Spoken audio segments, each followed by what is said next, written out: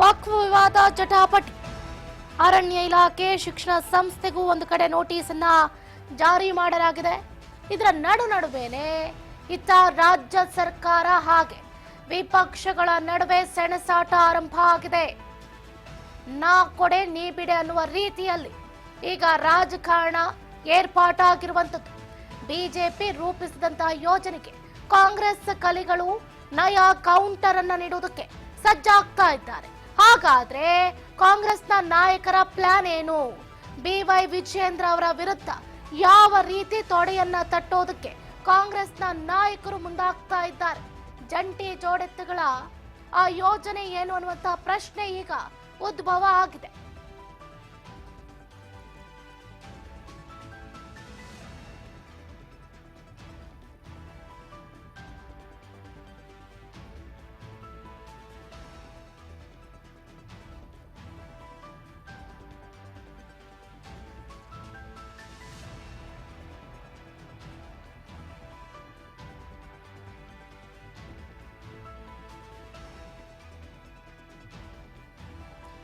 ರಾಜಕೀಯ ಗುದ್ದಾಟಕ್ಕೆ ಕಾರಣವಾಗಿದೆ ವಕ್ಫ್ ವಿವಾದ. ರಾಜ್ಯದಲ್ಲಿರುವಂತಹ ಒಟ್ಟು ವಕ್ಫ್ ಆಸ್ತಿ ಎಷ್ಟು ಒತ್ತುವರಿ ಆಗಿದೆ ಅನ್ನುವಂತಹ ಪ್ರಶ್ನೆಯೂ ಕೂಡ ಉದ್ಭವ ಆಗುತ್ತೆ. ವಕ್ಫ್ ಆಸ್ತಿ ವಿಚಾರ ಇದೀಗ ರಾಜ್ಯ ರಾಜಕೀಯದಲ್ಲಿ ಬಹಳ ದೊಡ್ಡ ಮಟ್ಟದಲ್ಲಿ ಚರ್ಚೆಗೆ ಗ್ರಾಸ ಆಗ್ತಾ ಇರುವಂತಹ ನಡುವೆನೇ ಈಗ ರಾಜ್ಯ ಸರ್ಕಾರ ಮತ್ತು ಪ್ರತಿಪಕ್ಷ ಬಿಜೆಪಿಯ ನಡುವೆ ರಾಜಕೀಯ ಗುದ್ದಾಟಕ್ಕೆ ಕಾರಣವಾಗಿದೆ. ರೈತರಿಗೆ ನೋಟಿಸ್ ನೀಡುವ ಮೂಲಕ ವಕ್ಫ್ ಮಂಡಳಿ ಜನರ ಆಕ್ರೋಶಕ್ಕೂ ಕೂಡ ಗುರಿಯಾಗಿದೆ.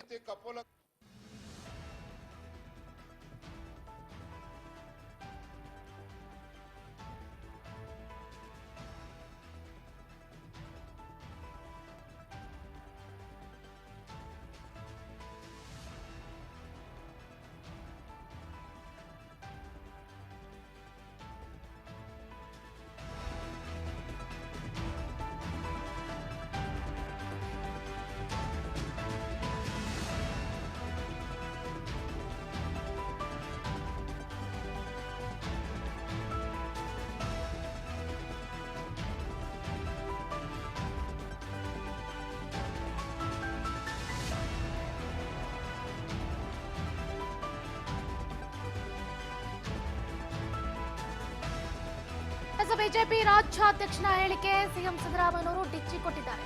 ಆ ಹೇಳಿಕೆಗೆ ಸಂಬಂಧಪಟ್ಟಂತೆ 150 ಕೋಟಿ ಆಮಿಷ ಒಡ್ಡಿದ ವಿಚಾರಕ್ಕೆ ಮತ್ತೊಮ್ಮೆ ಪ್ರತಿಕ್ರಿಯೆ ಕೊಟ್ಟಿದ್ದಾರೆ ಸಿದ್ದು. ಮಾನಪ್ಪಾಡಿ ಅವರು ಅವರದೇ ವಿಡಿಯೋದಲ್ಲಿ ನೀಡಿದ ಹೇಳಿಕೆ ಇದೆ. ವಿಡಿಯೋ ಹೇಳಿಕೆ ಆಧಾರದ ಮೇಲೆನೆ ಕೇಂದ್ರಕ್ಕೆ ಪತ್ರವನ್ನ ಬರೆದಿದ್ದೀವಿ, ಕಾಂಗ್ರೆಸ್ನವರೇ ಸಿಕ್ಕಿ ಬೀಳ್ತಾರೆ ಅನ್ನುವಂತ ಆರೋಪದ ರಿಯಾಕ್ಷನ್ಗೂ ಕೂಡ ಮಾತಾಡಿದ್ದಾರೆ. ಹಾಗಾದ್ರೆ ಸಿಬಿಐ ತನಿಖೆಗೆ ಕೊಡ್ಲಿ ಅಂತ ಸಿದ್ದು ಹೇಳಿರುವಂತದ್ದು. ಧ್ವನಿ ಮಾನಪ್ಪಾಡಿ ಅವರದ್ದೋ ಅಲ್ವೋ ಅಂತ ಮಾಧ್ಯಮದವರಿಗೆ ಚೆನ್ನಾಗಿ ಗೊತ್ತಿರುತ್ತಲ್ವಾ, ತಾನೇ ಅಂತ ಸಿಎಂ ಸಿದ್ದರಾಮಯ್ಯನವರು ಪ್ರಶ್ನೆ ಮಾಡಿದ್ದಾರೆ. ಗದಗದ ರೋಣ ಹೆಲಿಪ್ಯಾಡ್ ನಲ್ಲಿ ಸಿದ್ದರಾಮಯ್ಯನವರು ಈ ರೀತಿ ರಿಯಾಕ್ಟ್ ಮಾಡಿದ್ದಾರೆ.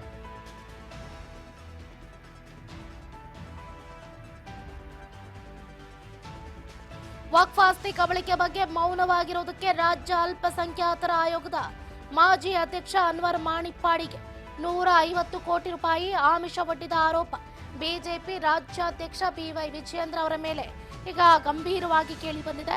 ಈ ಬಗ್ಗೆ ಸಿಬಿಐ ತನಿಖೆಯನ್ನ ಮಾಡಬೇಕು ಅಂತ ಖುದ್ದು ಸಿದ್ದರಾಮಯ್ಯನವರೇ ಒತ್ತಾಯವನ್ನ ಮಾಡ್ತಿದ್ದಾರೆ. ಆದ್ರೆ ಇದೀಗ ಆರೋಪಕ್ಕೆ ಸ್ಫೋಟಕ ತಿರುವು ಸಿಕ್ಕಿದೆ ಅಂತಾನೆ ಹೇಳ್ಬೋದು. ವಿಜಯೇಂದ್ರ ವಿರುದ್ಧ ವಕ್ಫ್ ಆಸ್ತಿ ಕಬಳಿಕೆ ಆರೋಪ ಮಾಡ್ತಾ ಇದ್ದಂತಹ ಕಾಂಗ್ರೆಸ್ಗೆ ಇದೀಗ ತಿರುಗು ಬಾಣ ಆಗುವ ಲಕ್ಷಣಗಳು ಎದ್ದು ಕಾಣ್ತಾ ಇದೆ.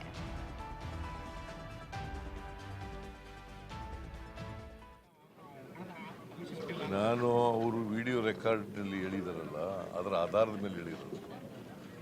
ವಿಡಿಯೋ ರೆಕಾರ್ಡ್ ಇವತ್ತೇನು ಹೇಳಿದ್ರೆ ನನ್ಗೆ ಗೊತ್ತಿಲ್ಲ, ನಾನು ನೋಡಿಲ್ಲ.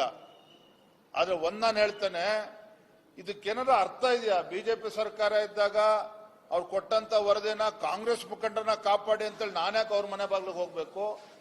ನಾನ್ಯಾಕೆ ಕಾಂಗ್ರೆಸ್ ಪಕ್ಷದ ಮುಖಂಡರನ್ನ ಅವ್ರನ್ನ ಕಾಪಾಡಿ ಅಂತ ನಾನ್ಯಾಕೆ ಕೇಳ್ಬೇಕು? ನನಗೇನು ದೊಡ್ಡಪ್ಪ ಚಿಕ್ಕಪ್ಪನ ಮಕ್ಕಳಿದಾರ ಕಾಂಗ್ರೆಸ್ ಪಕ್ಷದಲ್ಲಿ? ಮಲ್ಲಿಕಾರ್ಜುನ್ ಖರ್ಗೆ ಅವರು ಅಲ್ಲ, ಪ್ರಿಯಾಂಕಾ ಖರ್ಗೆ ಅವರು ಮಾತನಾಡಿರ್ತಕ್ಕಂಥದ್ದು ಕೂಡ ಅರ್ಥಹೀನ.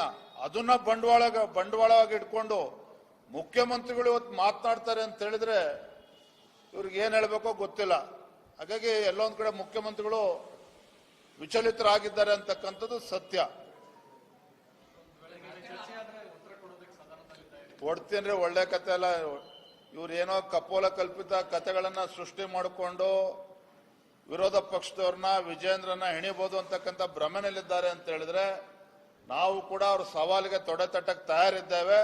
ಅವರ ಪ್ರಶ್ನೆಗಳ ಉತ್ತರವನ್ನು ಕೂಡ ನಾವು ಕೊಡ್ತೇವೆ. ಗೊತ್ತಿಲ್ಲ, ಇವತ್ತೇನು ಹೇಳಿದ್ರೆ ನಾನು ಅವರು ವಿಡಿಯೋ ರೆಕಾರ್ಡ್ನಲ್ಲಿ ಹೇಳಿದಾರಲ್ಲ, ಅದರ ಆಧಾರದ ಮೇಲೆ ಹೇಳಿರೋದು. ವಿಡಿಯೋ ರೆಕಾರ್ಡ್ ಅವರೇ ಮಾತಾಡಿದ್ದಾರೆ, ಅದರ ಮೇಲೆ ಮಾತಾಡಿರೋದು ನಾನು.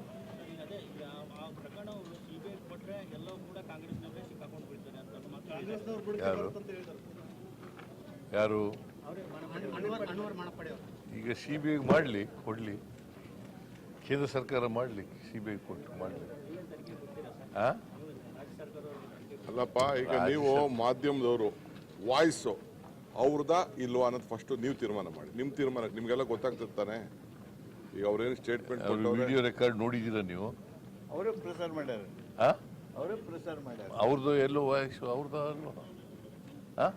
ಮತ್ತೆ ಈಗ ಇಲ್ಲ ಅಂತಂದ್ರೆ ಪತ್ರ ಬರ್ತಿದ್ದೀನಿ ಪ್ರೈಮ್ ಮಿನಿಸ್ಟರ್ಗೆ ಅಂತ ಪ್ರೈಮ್ ಮಿನಿಸ್ಟರ್ ಪತ್ರ ಬರೆದಿದ್ದೀನಿ ಅಂತ ಹೇಳಿದ್ದಾರೆ, ಅಧ್ಯಕ್ಷರು ಪತ್ರ ಬರೆದಿದ್ದೀನಿ ಅಂತ ಹೇಳಿದ್ದಾರೆ. ಅದ್ರ ಮೇಲೆ ನಾನು ಹೇಳಿದ್ದೀನಿ. ಇಲ್ಲ ಅಂತ ಹೇಳಿದ್ರೆ ಸುಳ್ಳು ಹೇಳ್ತಾ ಇದ್ದಾರೆ ಅಂತ. ನಾನು ಅವರು ವಿಡಿಯೋ ರೆಕಾರ್ಡ್ನಲ್ಲಿ ಹೇಳಿದಾರಲ್ಲ. ಎಸ್, ಗಮನಿಸ್ತಾ ಇದ್ದೀರಾ CM ಸಿದ್ದರಾಮಯ್ಯನವರ ಹೇಳಿಕೆಯನ್ನ. ಏನು ವಕ್ಫ್ ವಿವಾದ ಅಕ್ರಮವನ್ನ ಮುಚ್ಚಾಕೋದಕ್ಕೆ ಪಕ್ಷದ ನಾಯಕರಿಗೆ 150 ಕೋಟಿ ರೂಪಾಯಿಯಷ್ಟು ಆಫರ್ ಅನ್ನ ಮಾಡಿದ್ದಾರೆ BY ವಿಜೇಂದ್ರ ಅನ್ನುವಂತಹ ಆರೋಪ ಈಗ ಎಲ್ಲೆಡೆ ಸದ್ದುಗದ್ದಲವನ್ನ ಉಂಟು ಮಾಡ್ತಾ ಇದೆ. ಅದಕ್ಕೆ ಸಂಬಂಧಪಟ್ಟಂತೆ BY ವಿಜೇಂದ್ರ ಅವರು ಕೂಡ ಹೇಳಿಕೆಯನ್ನ ಕೊಟ್ಟರು. ನಾನೇ ಈ ಕಾಂಗ್ರೆಸ್ನ ಹಗರಣವನ್ನ ಮುಚ್ಚ ಹಾಕೋದಕ್ಕೆ ನಾನು ಯಾಕ್ರಿ 150 ಕೋಟಿ ರೂಪಾಯಿ ಕೊಡ್ಲಿ? ನನಗೇನು ಬುದ್ಧಿ ಇಲ್ವಾ? ಅಥವಾ ಈ ರೀತಿಯಾದಂಥ ಸುಳ್ಳು ಆರೋಪವನ್ನ ಮಾಡ್ತಾ ಇರುವಂತ ಕಾಂಗ್ರೆಸ್ನ ನಾಯಕರಿಗೆ ಬುದ್ಧಿ ಇಲ್ವಾ? ನಾನು ಎಲ್ಲೋಗಿದ್ದೀನಿ, ಏನ್ ಮಾತಾಡಿದ್ದೀನಿ ತೋರಿಸ್ತಿ ಅಂತ ಹೇಳ್ತಿದ್ದಾರೆ. ಬಟ್ BY ವಿಜೇಂದ್ರ ಅವರು ನಿಜ ಹೇಳ್ತಿದ್ದಾರಾ ಅಥವಾ CM ಸಿದ್ದರಾಮಯ್ಯನವರು ಸುಳ್ಳು ಹೇಳ್ತಿದ್ದಾರಾ ಗೊತ್ತಾಗ್ತಾ ಇಲ್ಲ. ಬಟ್